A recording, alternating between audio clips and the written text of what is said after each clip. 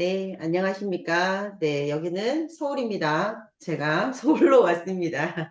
네, 오늘은 저기 2부 아들람 TV 전문가 영역에서 오늘은 최유환 형제님을 모셨습니다.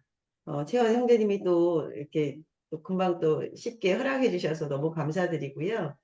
그래서 저희가 그동안 최유환 형제님에 대해서 짧게 짧게 어떤 환경이나 어떤 여러 가지 하는 일에 대해서 많이 듣기는 했는데 사실 또 궁금하더라고요. 그래서 인터넷에 한번 이렇게 최요한 쳐봤더니 검색을 해봤더니 세상에나 꼭 해보시기를 바랍니다.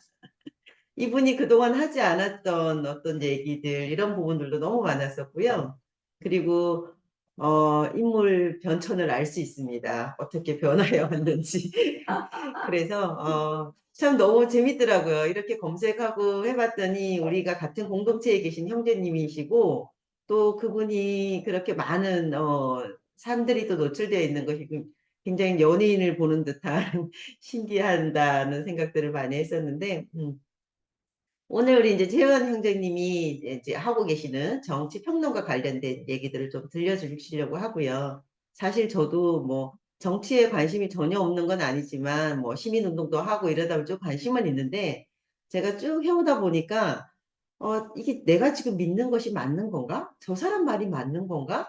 또 이렇게 또 그러다가 또 이 정치인들은 거짓말을 너무 많이 해. 또 그랬다고 혼자서 이제 막 이렇게 여러 가지 이제 뭐 갈등 아닌 갈등을 겪기도 하는데 정치에 대해서는 그래서 이 정말 이건 아둘람에서만 할 수 있는 것 같아요. 어떻게 정치를 제대로 봐야 되는지 그런 부분 관련돼서 오늘 그렇게 길지는 않은 시간이지만 속속들이 궁금증을 좀 해결해 주시지 않을까라고 생각합니다. 뭐 이분에 대해서 제가 프로필을 좀 소개를 하려고 그랬더니 너무 많아요. 중요한 건 이분이 쇼호스트를 했었다는 거. 깜짝 놀랐고요. 너무 잘생겼어요, 제가. 그때 그분은 어디로 가셨나요? 그거 말 모르겠지만, 어쨌든, 너무, 그런 부분들이, 너무 좋았어요, 사실은. 제가 그렇게 찾으면서. 그래서 저희 아들남이 계시는 모든 분의 제가 이름을 한번 다 넣어볼까라고 생각하면서 제 이름을 넣어보니, 저희 이름 밑에는 다 권투선수 여자분이 뜨시더라고요. 그래서 혹시나 검색을 하신다면, 제 이름 뒤에 노숙이라는 걸 한번 쳐놓으서, 한번 검색을 같이 해주시기를. 네. 그래서 오늘, 최환 형제님이 아주 귀한, 그리고 왜 우리가 그렇게 하고 있는지는 이제 뭐, 기존에도 들으셔서 뭐 아실 것 같고요. 오늘 우리가 정치를 좀 제대로 보는 방법에 대해서, 네, 한번 얘기를 좀 들어보도록 하겠습니다. 네, 부탁드리겠습니다. 예, 최유한입니다. 아니 무슨 뭐 옛날 쇼스타 같던 얘기까지 하십니까? 아까 저 최재구 선생님 하신 시편 119편은 제가 아는 바가 없어서 입 다물고 있었습니다. 양해해 주시기 바라고요. 공유 하나 하겠습니다. 죄송합니다. 저기 마이크를 조금 볼륨 올려주셨으면, 네, 목소리가 좀 작게 들렸어요. 하나 둘3넷 5 6 7 8 9 0 하나 둘3넷 5 6 7 8 9 0 잘 들리십니까? 네, 좋아요. 네. 예, 공유할게요. 잘 들리십니까? 잘 보이십니까? 예. 제가 오늘 드릴 말씀은 정치인의 말과 글 어떻게 보고 들어야 하나입니다. 그 화면 보기 부탁드리겠습니다. 전체 화면 보기. 전체 화면 보기를 어떻게 해야 되는지 몰라서 내가 지금 아까부터 찾았는데 아래 한글이 안 되더라고요. 한쇼로 하려고 했는데 그게 안 돼서 그냥 예. 이렇게 하니까 양해 예. 부탁드려요. 예. 일단 보이시죠? 네. 보이시긴 하죠? 예. 그냥 이렇게 할게요.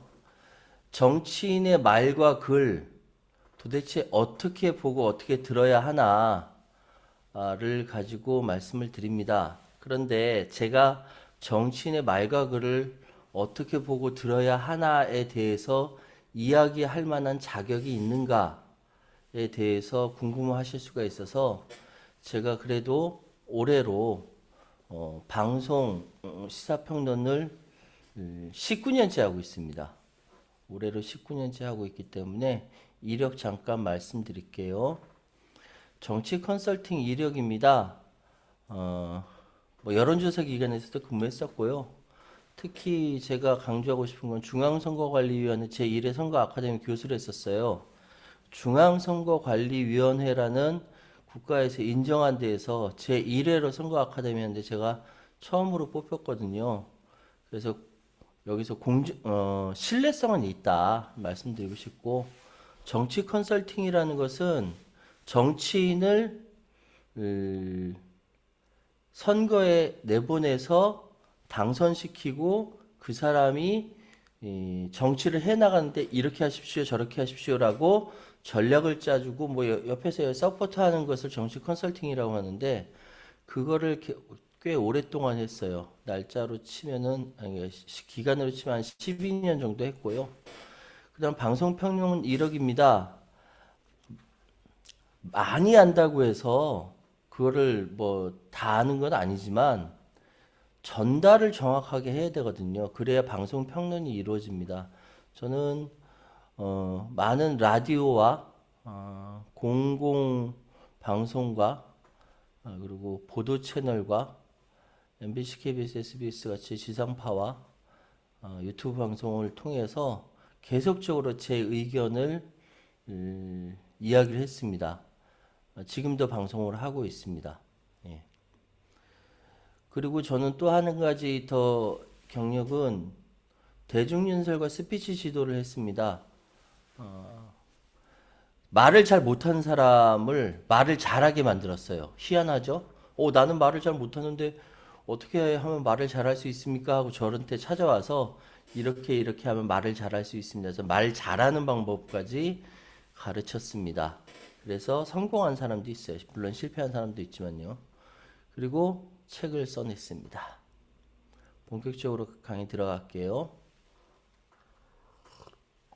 돌아가신 이어령 선생님께서 이런 말씀을 하신 적이 있어요. 군사력, 경제력, 다음으로 언력이라는 제3의 파워의 물결이 몰려오고 있음을 깨달은 사람이 매우 드물다. 이상하죠? 군사력과 경제력 다음으로 언력이라고 합니다. 말의 힘이라고 하죠. 말의 힘. 말의 힘이 그렇게 강해? 라고 생각할 수 있는데, 이거를 이어령 선생은 언력이라고 따로 표현하면서 제3의 파워라고 이야기를 합니다. 군사력, 경제력 다음으로 언력일까요? 저는 의문이 들었었는데, 정치 지도자의 말의 힘은 군사력, 경제력 이상의 힘을 가진다라고 생각이 들더라고요. 보통 사람이 언력하면 뭐 안 먹히도 들겠지만, 예, 군사력, 경제력 다음으로 언력이라고 합니다. 그런데 이거를 실제로 보여준 사람이 있습니다. 이건 제가 좀 이따 설명드리고, 존 F 케네디라는 사람이 이렇게 이야기를 했어요. When written in Chinese, 한자로 썼을 때 The word crisis, 그러니까 위기라는 것은 composed of two characters, 그러니까 두 가지로 구성이 된다. 하나는 danger, 위험으로 표현되고, 또 the other represent opportunity, 하나는 기회로 표현된다. 그러니까 danger와 opportunity는 한 몸이다. 위험과 기회는 한 몸이다. 위기라는 건 그거다라고 존 F 케네디가 베트남전을 비롯해서 외교적인 궁지에 몰렸던 그 미국에 좀 이렇게 좀 미국민들이 굉장히 의기소침돼 있었거든요. 그거를 존 F 케네디는 그 젊은 대통령이 강력한 지도자의 말로써 미국민들에게 활력과 도전과 희망을 안겨줬던 것이었습니다. 물론 여기에 반대하는 사람들이 이 케네디를 암살했겠죠. 그러나 당시에 대부분의 미국민들은 젊은 지도자 존 F 케네디의 이 말 한마디에 굉장히 힘을 얻었다라고 이야기합니다. 그만큼 말의 힘은 대단합니다. 제가 한 가지 사례를 들게요.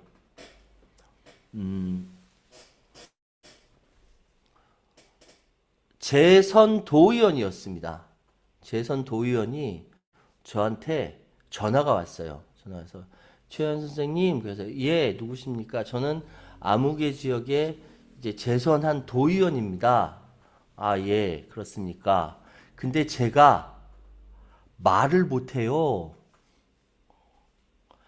도의원은 보통 4년 하지 않습니까? 그러니까 이제 기초 자치제에서 이렇게 시의원, 도의원 이럴 때 보통 4년 하거든요. 4년인데 이제 4년 끝나고 그 다음 재선까지 간 적어도 5년째 되는 의원이에요. 국민들의 대표가 돼서 지방 행정을 담당하는 사람인데 이 사람이 스스로 이야기할 때 말을 못해요라고 저한테 상담을 했어요. 그래서 속으로 생각했죠. 아니 도대체 정치는 말로 하는 건데 말을 못하면 정치를 어떻게 하나? 그런 생각 들지 않아요? 그래서 제가 훈련을 시켰어요. 훈련을 시켰는데 그때 제일 첫 번째 말이 뭐냐면 이 말을 믿으십시오. 여러분도 이 말을 믿으시면 돼요. 말에는 힘이 있다. 말에는 힘이 있다. 이 말을 믿으시기 바랍니다. 왜 예전에 바울 선생이 막 저기 여기 전도 여행 다니면서 막 그 연설하고 그랬잖아요. 근데 워낙 말을 잘하니까 다른 이제 뭐 철학자들이나 이런 사람들이랑 말해도 밀리지 않거든요. 그만큼 말엔 힘이 있는 겁니다. 근데 사람들이 자기가 하는 말에 힘이 있다라는 것을 잘 못 믿어요. 말에는 힘이 있다라는 것을 꼭 믿으시기 바랍니다. 근데 우리가 잘 생각해 보십시오. 어렸을 때는 선생님이 일어나서 몇 쪽부터 몇 쪽까지 읽으세요 하면은 일어나서 어, 입을 열어서 말을 합니다. 책을 읽어요. 그렇죠? 영희야 안녕, 철수야 안녕, 같이 놀래, 어쩌고 저쩌고 말을 합니다. 이렇게 글을 읽어요. 글을 읽다가 어느 날 머리가 조금 그 한글도 잘 읽게 되고 좀 이렇게 머리가 깨졌다 하면 그 다음 말은 쑥 들어가요. 말 쑥 들어가서 뭐 합니까? 묵독을 하죠. 말로 표현을 하지 않아요. 입으로 표현을 하지 않아요. 입으로 표현하지 않고 그냥 눈으로 읽어요. 말을 하지 않고 눈으로 읽어요. 묵독을 합니다. 묵독을 하고 나중에 좀 읽어져야 되는 양도 많고 하니까 속독을 하죠. 막 밑줄 치어가면서 막 중얼중얼 하면서 하는데 정확하게 말을 하지 않습니다. 즉 다시 말하면 나의 말에 힘이 있는데 말의 힘을 어렸을 때부터 잃어버려요. 놀라운 사실인데 이걸 사람들이 잘 모르더라고요.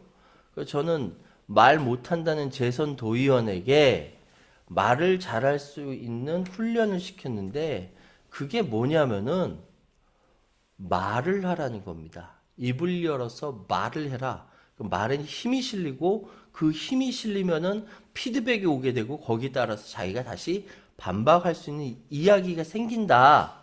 라고 얘기했는데 맨 처음 못 믿더라고요. 그래서 제가 그걸 시켰어요. 그 의원님이 읽는 신문에 사설이 있습니다. 사설을 아침에 자고 일어나서 똑같은 사설을 세 번씩 세 번 이렇게 입을 열어서 말을 하십시오. 이야기 쭉 읽으십시오. 예. 한 번 읽고 두 번 읽고 세 번 읽으십시오. 아침에 일어나서. 그리고 점심을 드시고 나서 한 번 또 한 번 세 번 읽으십시오. 한 번 읽고 똑같은 내용을 두 번 읽고 세 번 읽으십시오. 그러면 내용이 다 들어오게 되죠, 당연히. 그리고 저녁 드시고 나서 주무시기 전에 그거를 지겹지만은 한 번 그러니까 보통 6번 읽게 되잖아요. 그거 6번 더 읽으십시오. 지겹지만 하십시오. 해가지고 사설을 매일같이 그렇게 읽도록 시켰어요. 놀라운 일이 생겼는데 말을 하는 사람이 비록 자기가 쓴 글은 아니지만 자기가 그거를 입을 열어서 따박따박 끊어읽기 하면서 따박따박 읽게 되면은 보름 만에 그 사람의 말에 힘이 생겨요. 이거는 그냥 줄줄줄 읽으면 안 되고 따박따박 이렇게 나눠서 읽으라고 얘기했거든요. 그리고 제가 전화로 바쁘니까 못 만나니까 전화로 들었어요. 이렇게 말 읽는 거를. 근데 처음엔 지겹죠. 당연히. 이거 꾸준하게 하셔야 변화가 있습니다라고 했더니 진짜로 이 사람이 꾸준하게 이야기합니다. 쭉 얘기하다가 나중에 어떻게 되냐면은 그야말로 보름이 지나고 나서 보름 만에 주변 사람들이 이 재선 도의원한테 우리 의원님 언제부터 이렇게 말씀하실 때 힘있게 또 이렇게 명료하게 정확하게 말씀을 잘하시는지 몰랐어요라고 이야기를 하는데 이야기를 들었다라고 하면서 저한테 전화가 왔어요. 최현 선생님 덕분에 제가 전달하는 메시지가 굉장히 명료하게 전달되었다라고 다른 사람이 반응을 합니다. 라고 저한테 고맙다라고 전화를 하더라고요. 예, 그렇습니까? 그럼 더 그 다음 단계 나아가셔야 되는데 그 다음 단계에는 지금처럼 계속 연습하시면 되고요. 그 다음 단계는 선거 하실 때 저랑 계약하시고 하시죠. 라고 했는데 계약을 안 했어요. 에라이 그리고 그만뒀죠. 예. 어쨌든 말씀을 잘 하시고 싶은 사람 왜 사람들이 이야기하다 보면 그런 거 있죠. 막 쓸데없이 저는 이번 사태에 대해서 그러니까 국민의힘이 이렇게 반응한 것은 민주당에 대해서 좀 못하다고 저는 그렇게 생각을 해요. 쓸데없이 그러니까 이런 얘기가 의외로 굉장히 많습니다. 그리고 말에 힘이 있다라는 게 크게 막 이야기한다라고 사람한테 명료하게 전달되는 게 아닌데도 불구하고 막 커지는 경향인데 그럴 필요 없어요. 또박또박 자기 말을 하면은 됩니다. 근데 이거는 연습을 통해서 가능한데 가장 쉬운 것은 사설을 읽으면 됩니다. 근데 이게 지겹거든요. 똑같은 글을 계속 사설을 읽으면은 지겨워요. 그래서 중간에 때려치는 경우도 있는데 재선 도의원은 제 말을 듣고 또박또박 읽는 연습을 했더니 말에 힘이 있다. 막 명료하게 메시지가 들린다. 잘 들린다. 라는 얘기를 그 전에 얼마 지지리도 못했으면 그런 얘기 들었겠습니까? 나중에 이렇게 피드백을 받으니까 너무 좋아 더 연습을 많이 했다라는 것이죠. 여러분도 입을 열어서 책을 읽는 연습을 하십시오. 그러면 진짜 말을 잘하게 됩니다. 그래도 못한다. 그럼 저한테 나중에 따지세요. 제가 더 뒤에서 뭐랄까 컨설팅 해드릴게요. 어쨌든 사람한테는 입을 열어서 말을 하게 되면은 말을 한 만큼의 힘이 생깁니다. 근데 말을 잘 안 해요. 자, 이번에 누가 말씀하시겠습니다 하고 마이크를 주면은 막 쭈뼛쭈뼛 막 미루고 막 그래요. 말고 짧더라도 자기의 생각을 간단하게라도 명확하게 끊어서 이렇게 이야기하는 버릇을 하게 되면은 말을 잘하게 됩니다. 굉장히 쉽죠? 근데 연습을 통해서 가능합니다. 그런데 우리는 가끔 가다가 보면은 정치는 왜 저렇게 이야기할까? 정치는 왜 저렇게 발언을 할까? 라고 생각할 경우가 많습니다. 그러면 정치인은 정말로 저 본심은 과연 무엇일까? 저렇게 생각해서 발언을 할까? 이렇게 생각하는 경우가 많거든요. 그래서 오늘은 그래서 정치인이 왜 저렇게 발언을 할까? 정치인의 본심은 과연 무엇일까를 한번 알아보려고 제가 이 강의를 한다라고 했는데 과연 그 뜻대로 될런지 모르겠습니다. 왜냐하면 받아들이는 사람에 따라 다르니까요.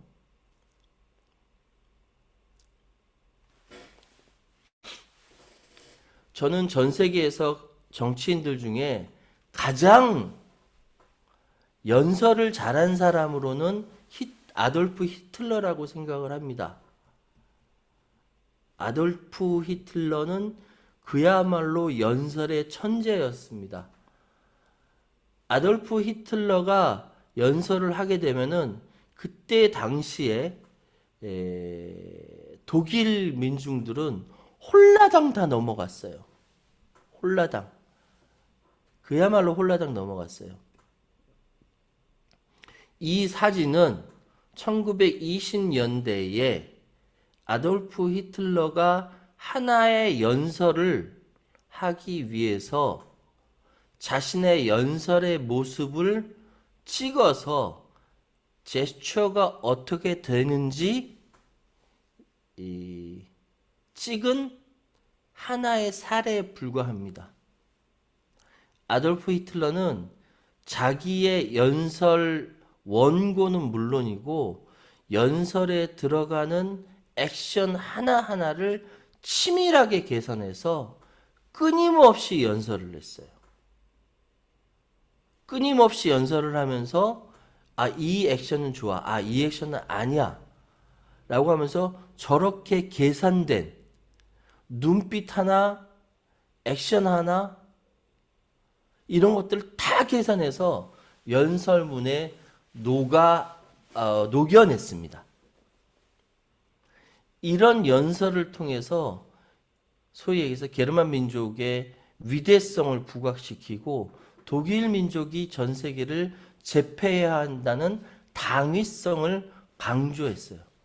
그러니까 그때 당시에 독일 민중들은 그야말로 아돌프 히틀러한테 홀라당 넘어갔습니다.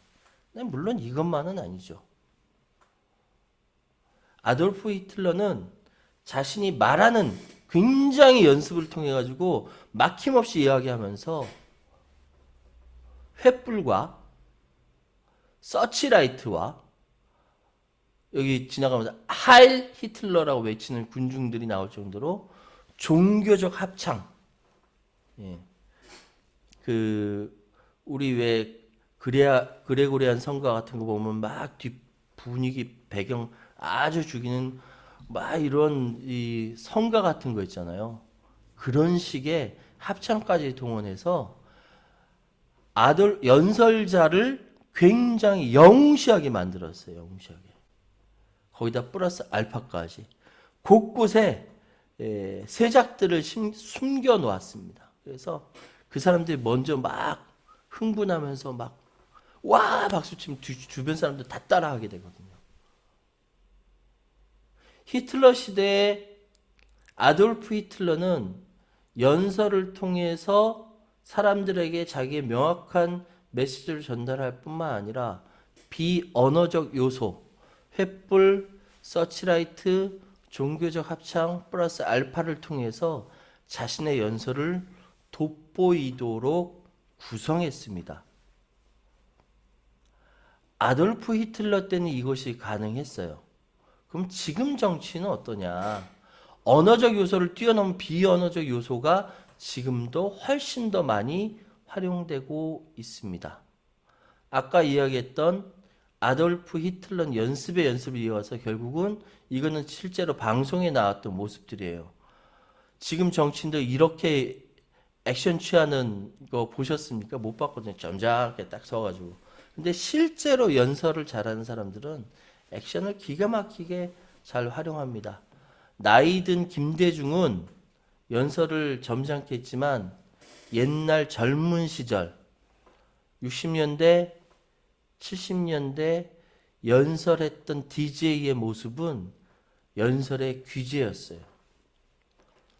기류의 김대중이라는 영화가 있습니다. 지금 다큐멘터리 영화를 하는데 한번 보셨으면 좋겠어요. 희귀한 영상들이 많은데 그 가운데 장충단 공원에서 연설했던 연설이라든지 연설 장면들이 나오는데 연설 기가 막히게 잘합니다. 나이든 요즘 젊은 세대는 이제 그러니까 살라모니 이렇습니다. 뭐 이렇게 나이든 DJ만 하면 그때 연설은 기가 막히게 잘했어요. 그것도 연습을 통해서 가능한 거고 히틀러는 연습을 이어가서 이렇게 연설을 했습니다. 그런데 지금의 종교적 합창 역할, 그때 당시에 횃불 서치라이트 종교 합창의 역할을 누가 하느냐? 정치인은 자기가 본심에 따라서 또는 자기가 의도한 대로 이야기를 하지만 그것을 언론이 담당하고 있다. 그래서 정치인들의 언론에 대해서 쫄고 언론을 활용하려고 하는 것이 지금 대부분의 모습이다. 여러분, 언론에 속지 마시라라는 말씀 드리고 싶습니다.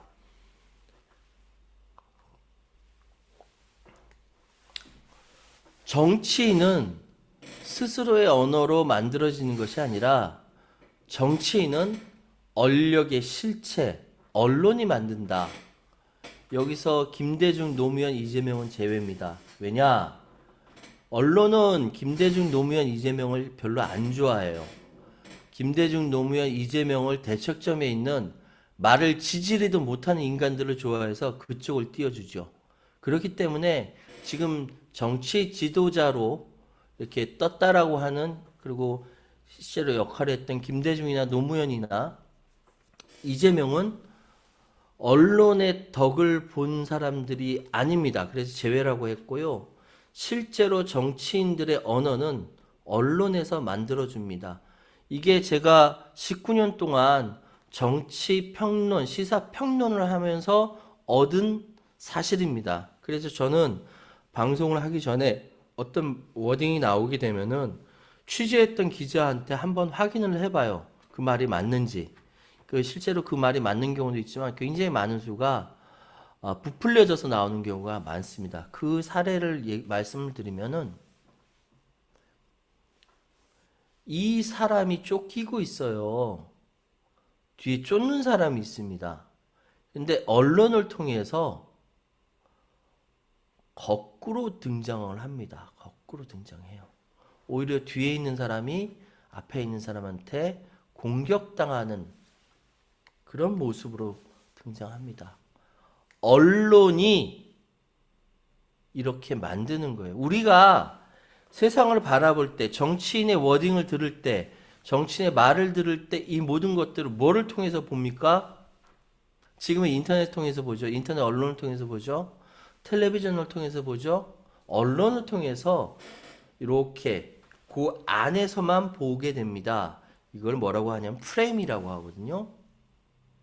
그 프레임을 어떻게 짜느냐에 따라서 상황이 완전히 반전이 됩니다. 그래서 저는 정치인의 언어는 언론의 프레임을 잘 살펴야 된다라고 저는 생각을 합니다. 예를 들어서 이거 최근 보도에 19일 보도예요. 그저께 보도네요. 매일신문, 대구를 중심으로 한 매일신문입니다. 속보가 떴어요. 이재명, 우리 북한이라고 표현했고, 김일성 노력 발언에 태영호라는 의원이 이 말을 보니까 이재명은 친북, 종북의식을 가지고 있다 라고 이야기를 합니다. 예.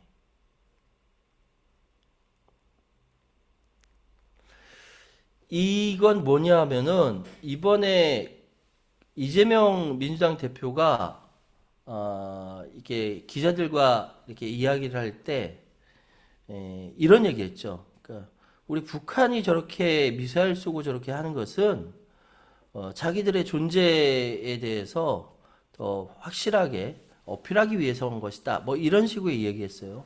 그리고 선대의 위협, 선대의 노력, 김일성, 김정일이 이 소위 얘기해서 비핵화라든지 또는 무력이라든지 이런 것 전쟁 나지 않게 하기 위해서 미국과 어떻게 협상하고 했는지에 대해서 선대의 노력, 선대는 여기서 김일성을 의미합니다.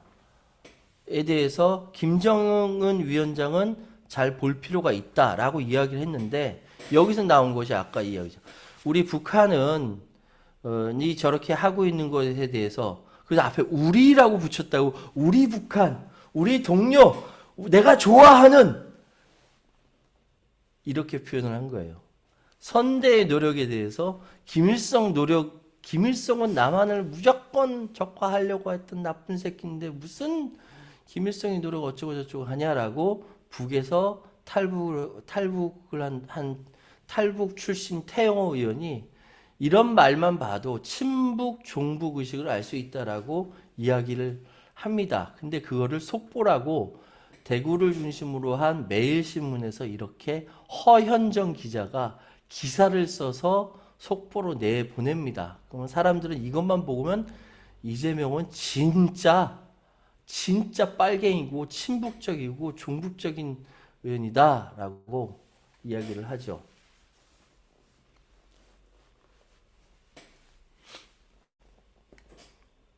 MBC에서 전 국민의 듣기 평가를 다시 했던 국회에서 이 새끼들이 승인 안 해주면 바이든 쪽팔려서 어떡하나. 이 XX라고 한 거는 저기 국민의힘에서도 인정한 거예요. 새끼들이라고 표현했기 때문에 방송에서 XX로 표현한 겁니다. 국회에서 XX 새끼들이 승인을 안 해주면 이거는 바이든은 쪽팔려서 어떡하나라고 다들 들었는데 김은혜 청와대 대변인은 바이든이 아니라 국회에서 이 새끼들이 승인 안 해주면 날리면 안 해주고 날리면 쪽팔려서 어떡하나 라고 주장을 합니다.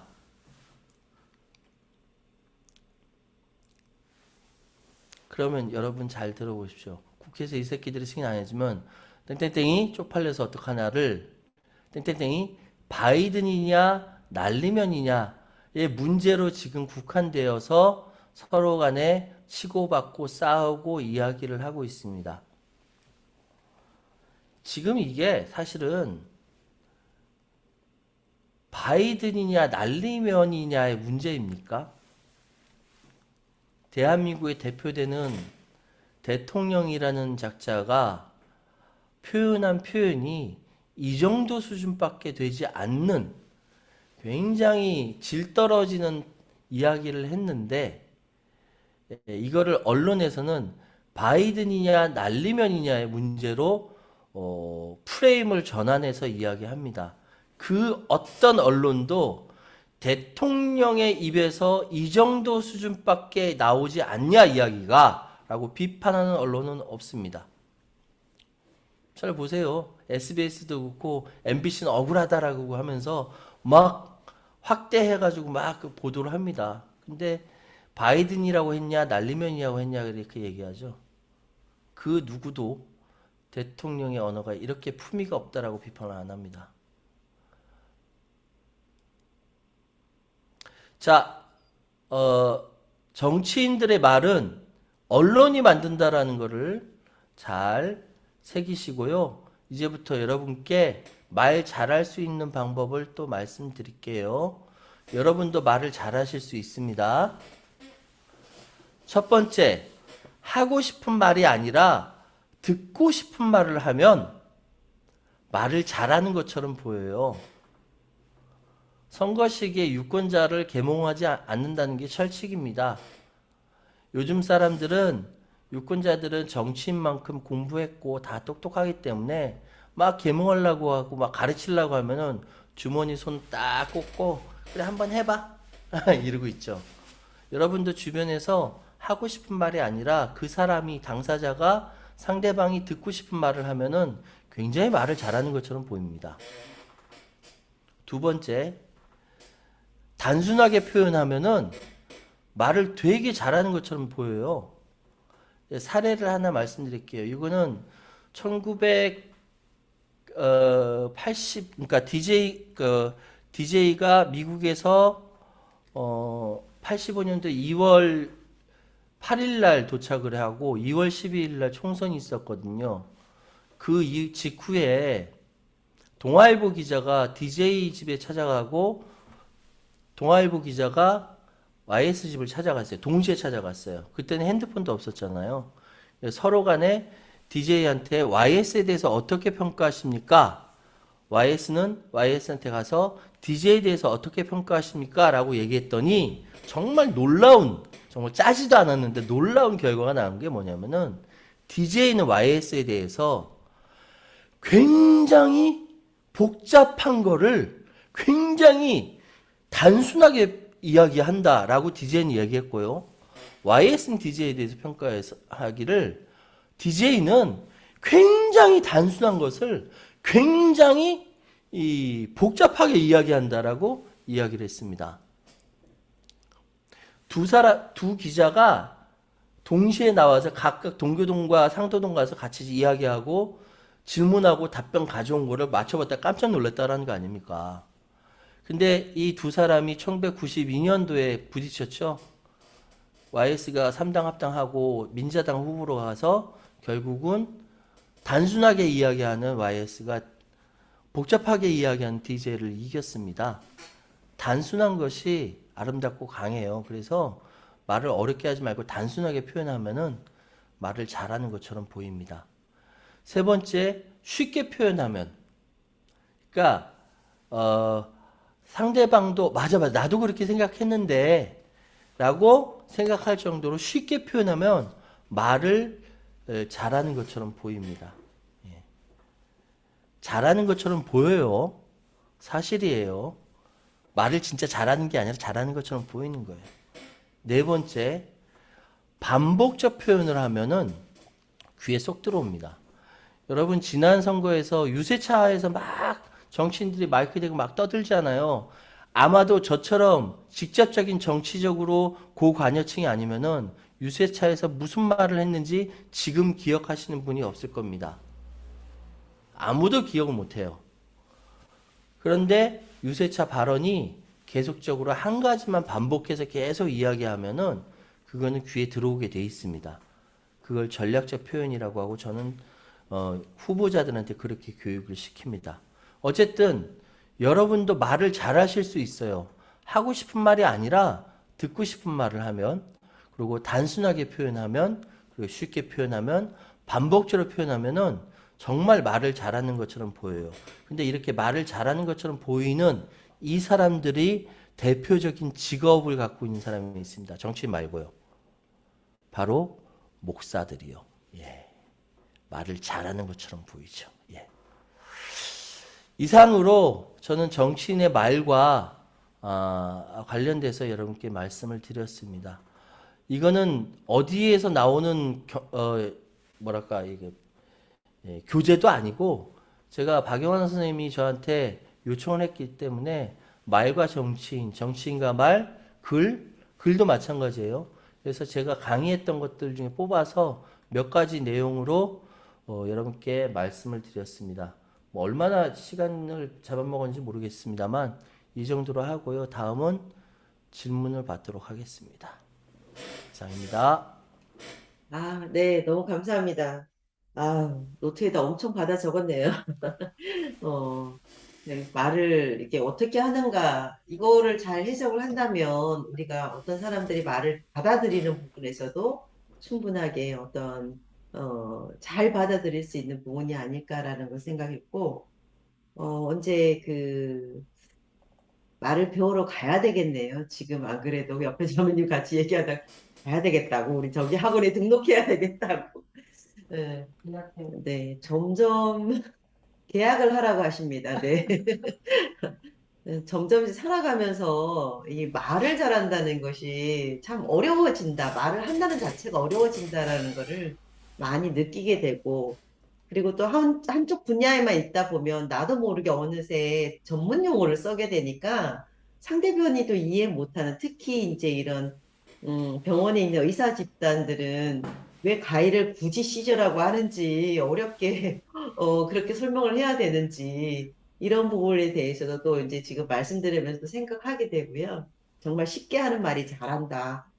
이 끝에 마지막에 네 가지는 정말 누구한테나 참 정말 필요한 부분이 아닐까라는 생각이 듭니다. 네, 혹시 질문이나 뭐 궁금한 게 많으실 것 같아요. 공감도 많이 하실 것 같고요. 예, 변산 형제님. 네, 최한 형제님 말씀 잘 들었습니다. 그 말씀 중에 예를 드신 케네디가 했다는 말, 크라이시스가 바로 그 위기에 해당되는 말인데, 위험과 기회라고 하는 두 가지를 다 내포하고 있다. 그래서 우리나라 사람이라고 그러면 굉장히 쉽게 알아들을 수 있는, 그러니까 크라이시스라고 말하지 않고 위기라고 말을 하면 위험할 때의 위자와 기회할 때의 기자라고 하는 것, 동양 사람들, 일본, 한국, 중국 사람들은 그 말을 정말 잘 알아들을 수 있는 그런 단어라는 거 새롭게 잘 배웠습니다. 감사합니다. 고맙습니다. 네, 말씀. 우리 네, 이병석 선생님 또 네, 지금 오셨네. 들어오셨네. 이병세 형제님 지금 얼굴 들어오셨고요. 한번 보여주시지. 음, 상황이, 다시 들어가셨어. 네. 안 들어갔습니다. 알겠습니다. 아, 예. 예, 괜찮으시죠? 예, 덕분에 괜찮고요. 저희들이 이제 미국 장례식이, 저희 모든 준비는, 나름 하고, 장례식장에서 계속 누군가가 지켜이고 있지 않아도 되기 때문에 잠시 제가 시간을 내서 여러분들께 감사 인사하려고 얼굴 내밀었습니다. 예, 힘내십시오. 네, 감사합니다. 네, 다른 분들도 저기 한번 하고 싶은 말씀 하셔도 괜찮을 것 같아요. 잠시. 네, 이병석 형제님께 전하실 말씀. 아, 네, 예. 힘내시기 바랍니다. 예. 감사합니다. 저희 이제 어머니께서 저희들 생각에 호상을 하셨다고 생각하고 있고요. 그렇기 때문에 야, 이게 제가 지금 솔직히 그래요. 울다 웃다 해요. 예, 웃다 한다는 것은 어머니께서 고상을 했기 때문에 어머님이 고생 더 안 하시고 웃는 모습으로 밝은 모습으로 하셨기 때문에 그 모습이 행복해서 웃고 어떤 때는 순간순간 집안에서 물건들을 치우다가 어머니 물건들, 어머니 흔적들을 볼 때 가끔씩 눈물이 나기도 하고 예, 그러다 보니까 그러는데 감사합니다. 저희 아까 지금 우리 최유한 형제님 말씀하시는 거 들으면서도 많이 배웠어요 벌써. 참 언론 플레이가 얼마나 저기 하는 건가 하는 생각도 하고 인간의 모습이 정치인의 모습이 또 그런 것들도 배우게 돼서 잠시나마 좀 들어왔지만 배우게 돼서 감사합니다. 네.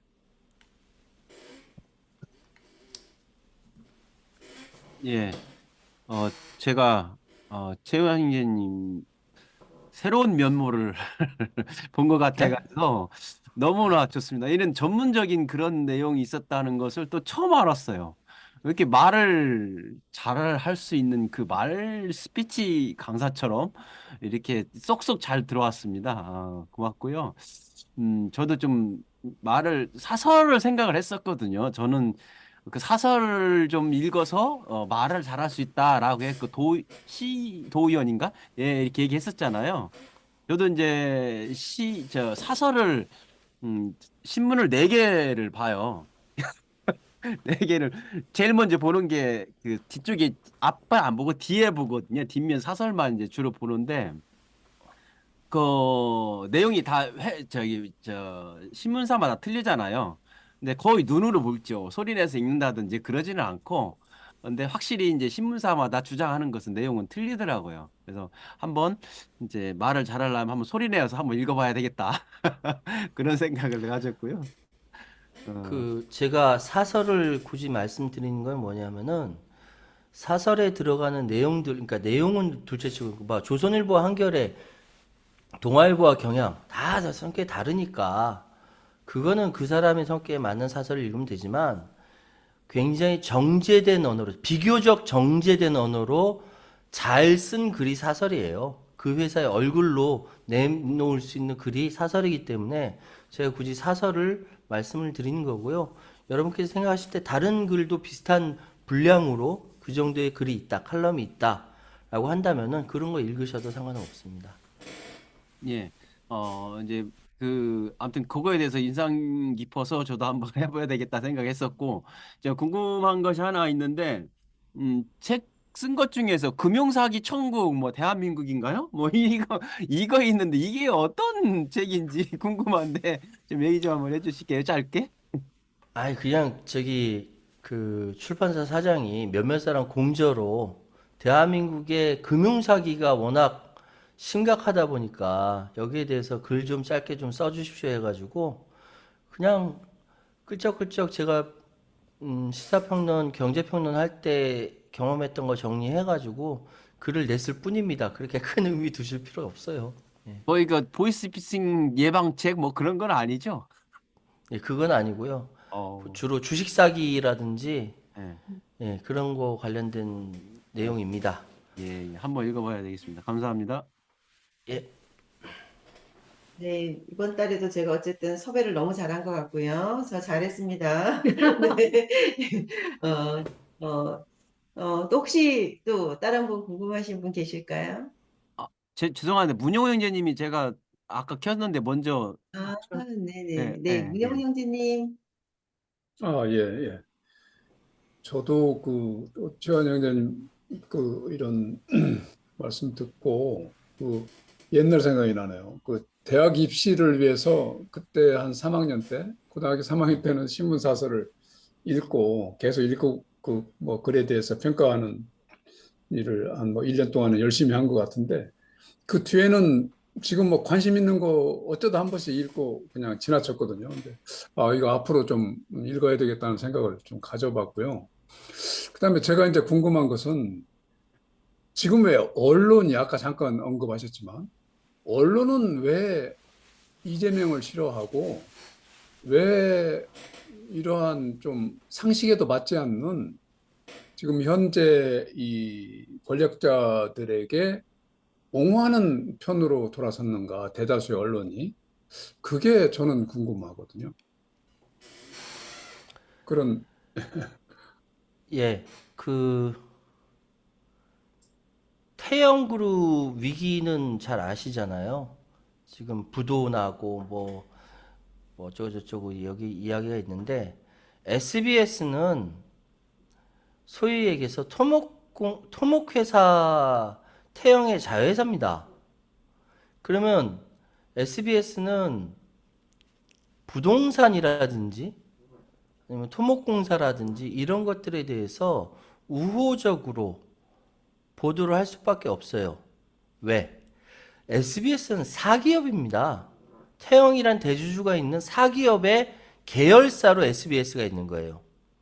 그런데 언론이라는 굉장히 특별한 지위가 주어졌기 때문에 중립인 척 하면서 한쪽 편을 드는 것이죠. 노골적으로 그게 들 수는 없습니다. 그럼 당장 이 언론 소비자들이 알아채기 때문에 언론 소비자들이 잘 모를 정도로 잘 인식하지 못할 정도로 편을 드는 것이죠.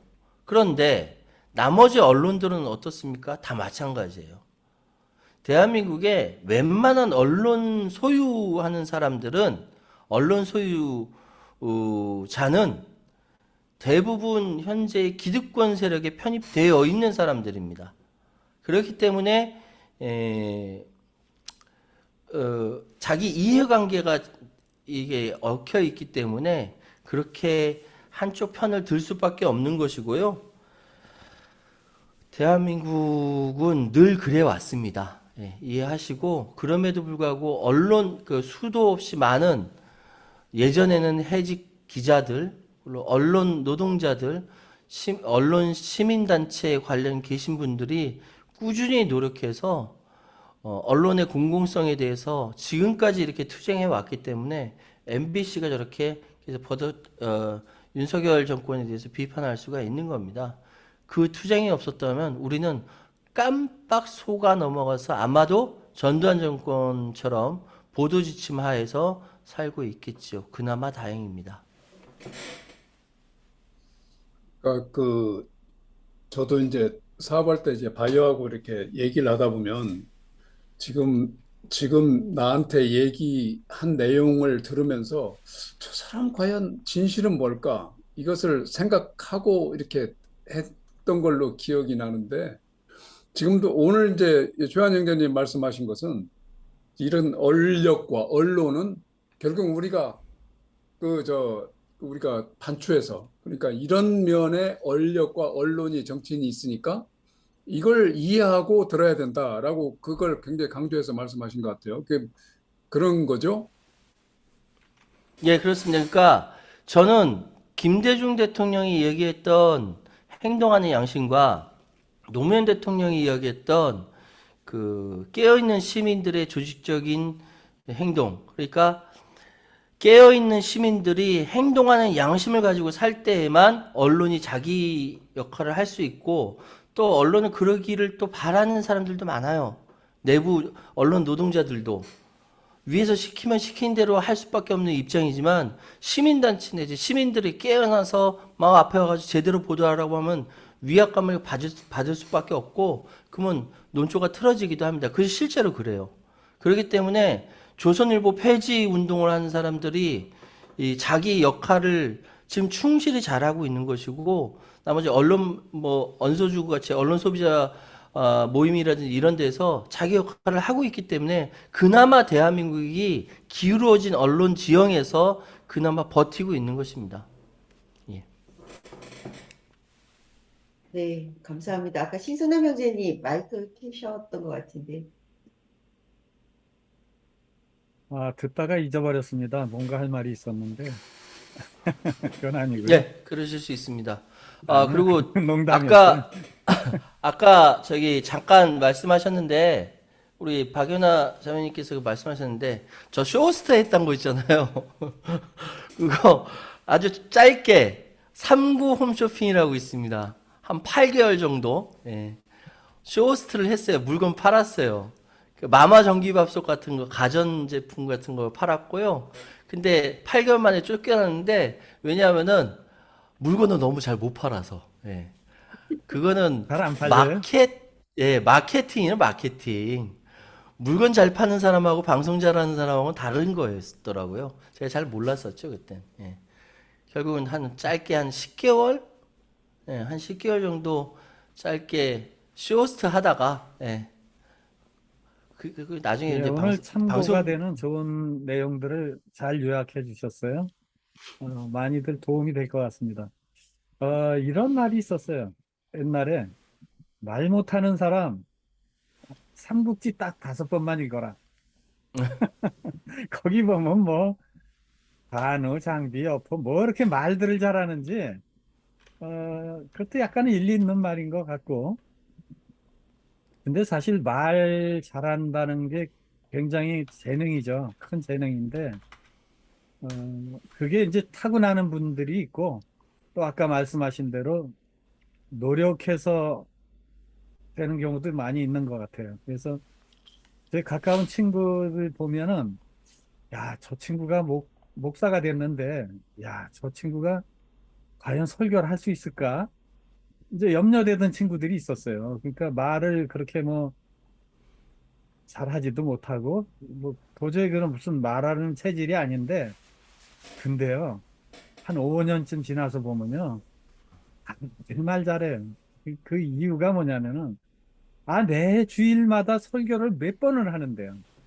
그러니까 매주 설교를 그렇게 수도 없이 하면은 말이 늘지가 않을 수가 없어요. 그리고 말하는 로직이 더 유연해지고 그러니까 스스로 하면서 배우는 거죠. 그래서 타고난 재능이 있는 분들이 있고 또 이렇게 코칭을 받고 노력해서 잘하는 분도 있는 것 같습니다. 그런데 제가 그러면서도 한편으로 또 다른 생각이 드는 것은 말 잘하는 것보다 말 아무것도 안 하시는 분들이 항상 남는 장사를 하시더라고요.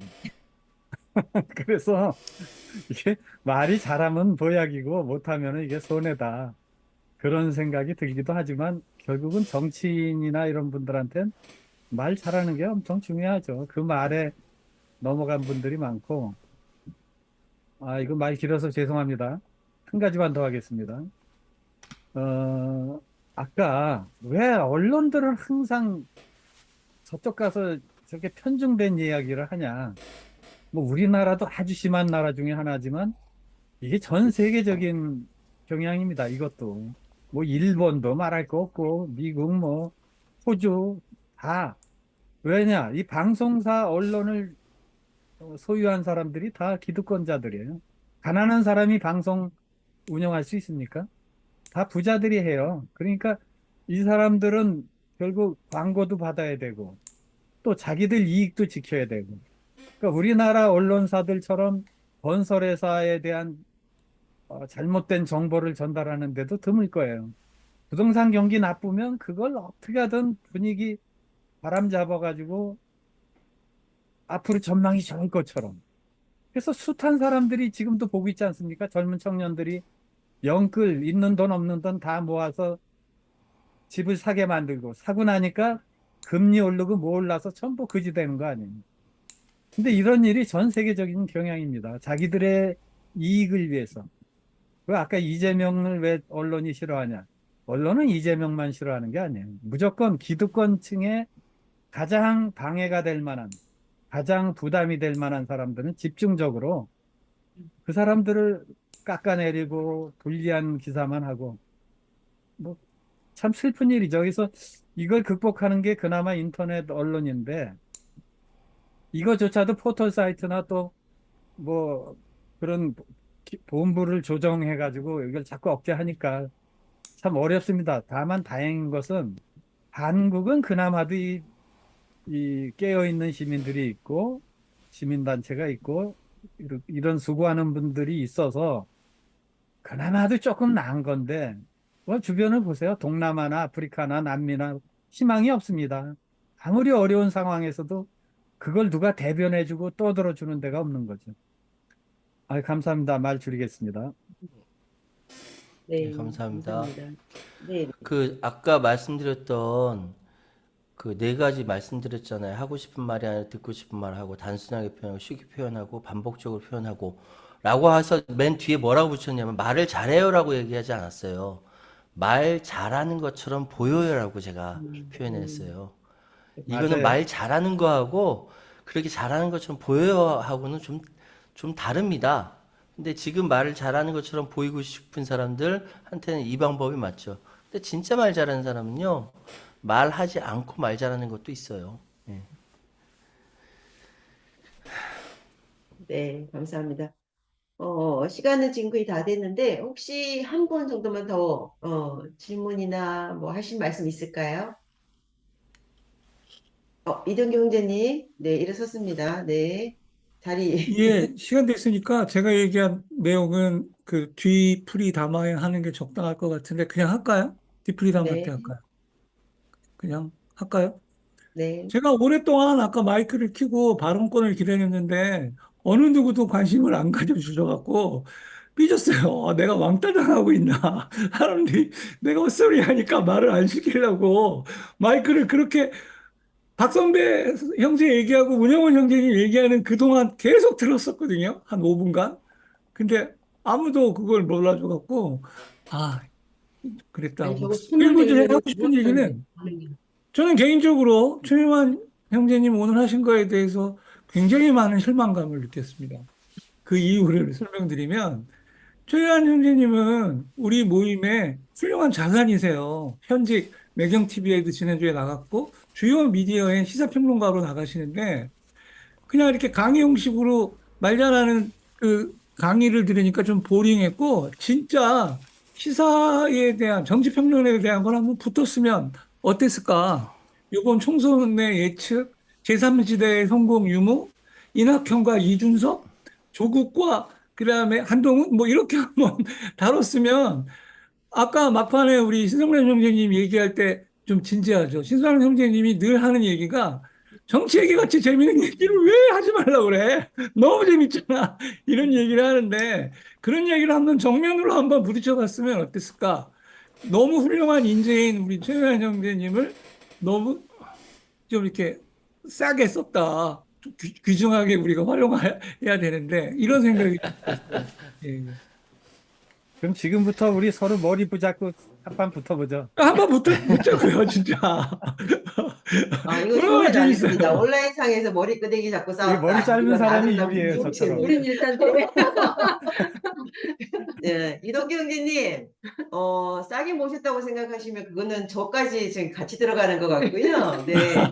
아마 저는 제가 오늘 최요한 형제님 말씀 들으면서 그 안에서의 다양한 영역으로 우리가 얘기를 나눌 수 있겠다라는 생각이 들었고, 방금 이동규 형제님 말씀하셨던 그 부분 가지고도 저희가 이제 총선도 있고 하니까 한번 또 자리 예. 마련에 정말 신랄한 얘기를 좀 듣고 나누고 싶다. 아마 이런 부분을 생각하시는 분 많을 것 같고요. 그래서 너무 이렇게 많은 분야에서 이게 같이 섞어 놓으면 오늘 밤새도 이게 시간 모자랄 것 같고요. 네, 그거 한번 최유한 형제님 참고하셔가지고 다음번에 한번 또 요 부분 가지고만 주제로 정해가지고 한번 해주셨으면 좋겠고요. 일단 시간이 다 돼서 제가 이제 마지막으로 이제 좀 말씀을 드리고 싶은 거는 아까 그 말을 잘하는 것처럼 보인다의 중에서 1번 듣고 싶은 말을 하면 잘하는 것처럼 보인다라고 말씀하셨어요.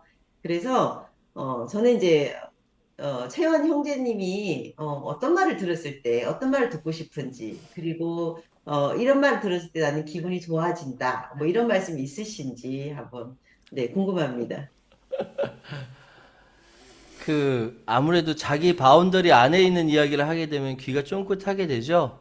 그러니까 아까 이동규 행정께서 말씀하셨던 대로 지금 현재 벌어지고 있는 예를 들어서 한동훈이 비대위원장으로 왔는데 무슨 역할을 할 것인가 라든지 아니면 각각 지금 공천이 벌어지고 있는데 이 공천의 뜻이 과연 용산과 무관한가 공관위원장을 세워놓고서 뭐 이런 거라든지 아니면 지금 당장 김건희 특검 어떻게 될 것인가 뭐 이런 얘기들 그러니까 제 바운더리 관심이 있는 분야에 대해서 얘기하면 저도 할 말이 있고 반대 의견이 나오더라도 빡세게 붙어가지고 이야기할 수 있는 거죠. 그런 것이 저한테는 듣고 싶은 말이고 또 제가 이야기하고 싶은 말이기도 하죠. 예. 네 일단 얼굴 표정이 에서 저기 많은 거를 얘기하는 것 같습니다. 어쨌든 이동규 형제님은 말을 참 잘하는 것처럼 보인다 이렇게 되는 거죠? 아, 예. 채원 저는 형제님. 더 나아가서 최현 선생님이 우리 이 2부 시간에 인맥을 통해서 금태섭이랑 이원욱이 불러가지고 여기서 제3지의 얘기를 같이 할 때 메인 MC를 최요한 형제님이 하는 최요한 형제님이 김현정이나 아니면 뭐 그 누구보다 더 잘할 수 있다는 걸 우리가 같이 한번 해보면 정말 재밌지 않을까. 사람들도 많이 관심을 갖고 그런 네. 생각을 해봤습니다. 네, 솔직히. 알겠습니다. 네. 참, 오늘 너무 좋았어요. 오늘 정말 제가 이렇게 열심히 적어 본 게 언제였는지, 정말, 내용 정리라든지 이런 부분들 너무 잘해 주셔서 귀에 쏙쏙 오늘 들어왔는데, 최유한 형제님은, 말을 잘하는 것처럼 보이는 게 아니고 정말 말을 잘하시는 분이다. 이런 생각을 또 한번 해봤고요. 오늘 이렇게 해서 저희 이제 전문가 영역은 오늘 여기서 마무리를 짓고요. 아마 뒷담화 시간에 더 많은 얘기들이 나오지 않을까. 더 긴 시간을 위해서 뒷담화 시간으로 넘기도록 하겠습니다.